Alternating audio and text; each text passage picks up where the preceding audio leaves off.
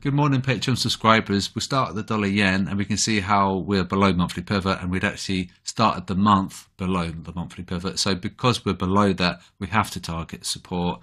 If we are above monthly pivot, we target resistance. So keep it really simple, nice and binary, true, false values, and it cuts out a lot of noise as well. So because we're below that, we have to target support, and that's where the stop loss cluster is. So 134.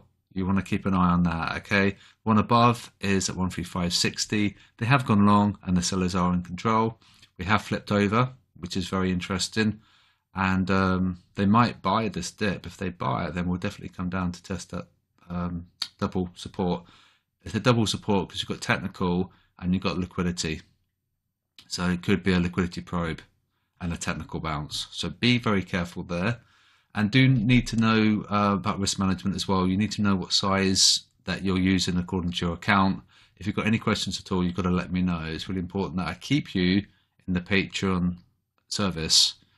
And if you're over leveraged, you're going to probably blow your account and I'm going to lose you. So it's definitely in both our interests that you let me know if you've got any questions. Okay. Dollar Swiss.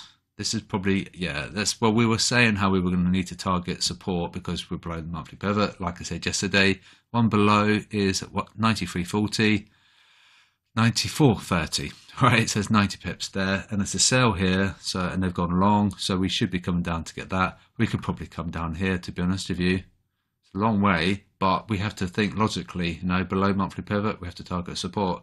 We've got a long way left of the month, so it's a possibility. Sellers are in control. These are the profitable traders. So we want to be watching what they do, because the small minority of retail traders are successful and they make lots of money. So we want to copy what they do. Well, not necessarily copy, but watch what they do. Let's look at AU.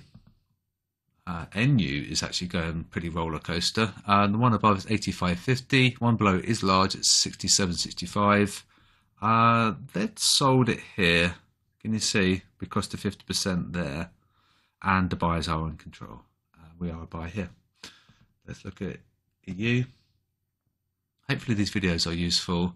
One above is at 105.50, and yeah, wow, there's a lot of stops above. Load of stops. Can you see? A lot of liquidity up here. One below is at 104.45. We are a buy, and the buyers are in control, and the retail guys shorted it. So that's likely. Okay, so we'll do GU. And yeah, stop loss clusters are very close, and they have been for a while. 122.56 at 122.20, and that's that. So they've gone long, which is interesting. The sellers are now overtaking the buyers. Be careful. We might be getting both stop loss clusters because they're very close. Very close. 34 pips. So that's likely.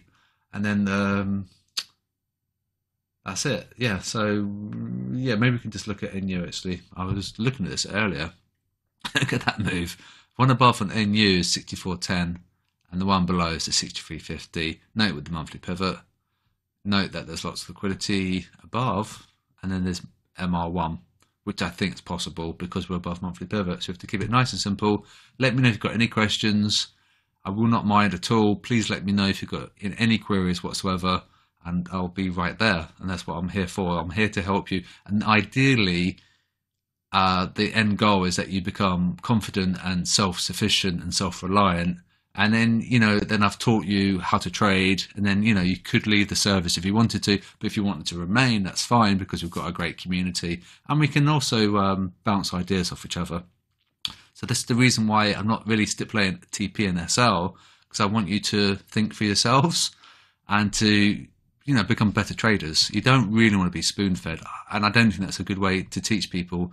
You learn from the analysis that I provide, and you know how to make profits. Okay, so the key is the risk management. That's the the be all and end all of trading. If you don't have the risk management, you probably won't make it. But if you've got that in your belt, in your toolkit, you'll do well, because we've got a good system here, well, you know, we know that the logic that they're probably gonna be losing. So if we can watch what they do, we can definitely profit.